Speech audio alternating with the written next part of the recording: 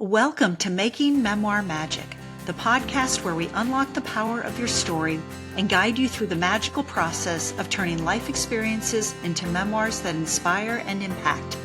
I'm your host, Carrie Kreisman, a memoir mentor and storytelling champion, and I'm here to help you find the courage to embrace your unique story and share it with the world. Whether you're just starting out or refining your final draft, this is the place to be for practical tips, inspiration, and the encouragement you need to write the memoir only you can tell. Ready to make some magic? Let's dive in. Welcome to Making Memoir Magic, the podcast for writers and dreamers who are ready to turn their life stories into books that inspire. I'm your host, Carrie Kreisman. I'm an author, memoir mentor, and storytelling champion.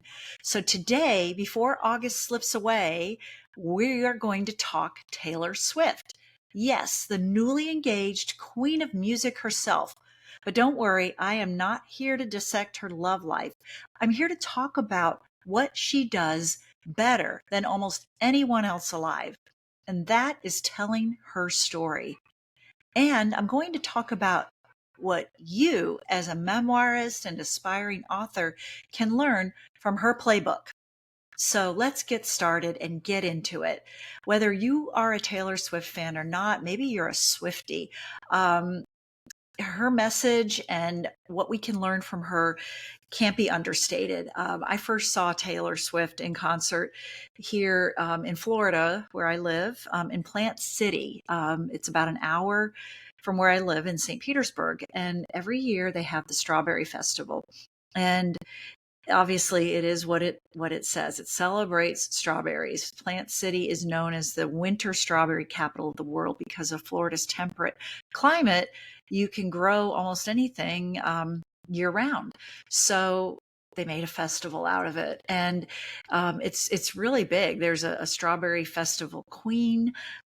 There's plenty of fried fair food, like the fried Oreos that people love. There's a youth livestock competition. There's crafts, and of course, there's strawberry shortcake. So whether you like yours on top of a spongy cake or you like it on a biscuit, the Strawberry Festival is everything strawberry. But in 2009, it was also Taylor Swift, among other country artists who are really popular. So when my husband and I learned that Taylor would be in concert that year, we're like, oh my gosh, we have to bring our daughter, Jordan. And Jordan was 11. Okay, so total Swiftie age, perfect age to be introduced to that music, and she loved it. So I drove over while the kids were at school and stood in line and got tickets for the four of us. Our son's 5 years younger, so of course he didn't want to go. So she invited her friend Julia, and the girls had a fabulous time. And thinking back now, Taylor Swift was just 19. And she was already drawing crowds. It wasn't just the little festivals that, in this case, the Strawberry Festival is not so little, but she wasn't just playing festivals. She was already playing concerts. Fearless had just come out a couple months before. But we all know the history and what has happened in the 20 years or so since she came on the scene. And, while she may be a songwriter, I want you to know she is essentially writing memoir in 3-minute bursts. Each album that she writes is a chapter. Each song is a scene. Each lyric holds sensory detail, such as scarves or autumn leaves, champagne, problems, summer romances. And this communicating through her words and her song, and if you see her in person, her performances, pulls listeners into her world. Okay? Think about it. You can relate. That's why she has so many people who love her and follow her and have been so invested in her romances, and especially the latest one with Travis Kelce. So, but here's the brilliance. She doesn't let anyone define her narrative. Okay. So think about all the tabloids and everything. The tabloids love to speculate. Critics love to gossip. Ex-boyfriends love to talk. But it's her voice we remember. And that's not by accident. It's by design. Because the number one rule of memoir writing is that If you don't write your story, if you don't tell your story as Taylor does, someone else will. And chances are they're not going to get it right. So here's something I want you to think about as you sit down to write your memoir. I want you to challenge yourself to do this. Now, even if you're a guy, and I know I have my guys who listen, one of my most successful students has already won an award for his first memoir. So maybe he's listening. Scott, if you're listening, I think you can relate having 3 daughters. But anyway, when you sit down to write your memoir, think of yourself like Taylor as she writes an album. You're not covering everything. You're choosing the stories that best capture your journey, your lessons, and your truth. So that brings us to ownership, all right? Ownership of our stories. Now, Taylor Swift has been mocked, dismissed, and certainly underestimated. But what does she do? She turns those critiques into fuel, and that is an art. That is memoir writing in action. So many aspiring authors come to me worried about what other people will think. And to be honest, that is the number one reason that I hear from people why they have not written their memoir or why they are afraid to write their memoir. And while I do believe that you should proceed with caution, you should proceed with sensitivity, especially when in memoir, because chances are it's going to involve people close to you, like your family, maybe your kids, or maybe friends, depending on what your story is. But a lot of people wonder, what if my family disagrees with what I say? What if I make someone look bad? What if people think less of me? So here's my tough love answer to those questions is that they might, but your story is still yours. And now I have taught and I have talked and I've got blog posts on the subject of writing with sensitivity. And so you always lead with sensitivity, but you balance that with the truth. So, and I feel like I do repeat this because it goes without saying that, yes, memoir is your story. It deserves to be told and you deserve to own your narrative, but you must write with truth and, with sensitivity. So, owning your narrative doesn't mean burning bridges or seeking revenge. And nobody wants to read that anyway. That's what tabloids are in the grocery shopping aisles that you just pick up. They're very impulsive purchases too. But writing memoir and owning your narrative means that you are telling the truth as you experienced it.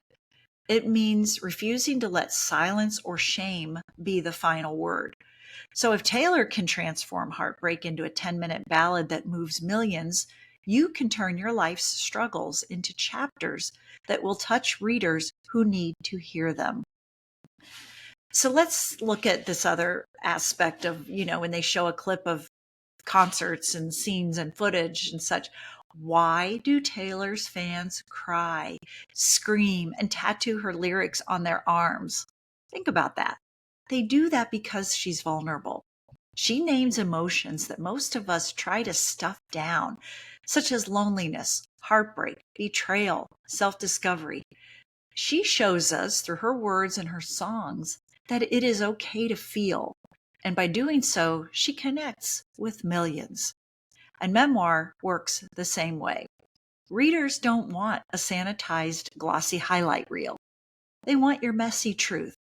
They want the night you ate peanut butter straight from the jar after a breakup, or the exact way the room smelled when your child was born.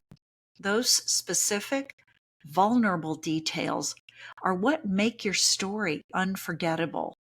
So if you're writing and you find yourself thinking, I can't put that in, ask yourself, is this the very thing that might help a reader feel less alone? If so, that's the detail that you need to keep. So one of the things that I really love about Taylor Swift is her reinvention.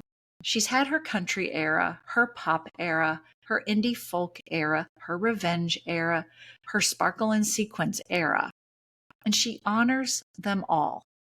She doesn't look back and cringe at the teenage girl with a guitar. She embraces her, celebrates her, and lets her live inside the larger arc of her story. Memoir is about honoring your eras too. The young you, the struggling you, the triumphant you, the you still figuring it all out, because they all deserve a place in your story.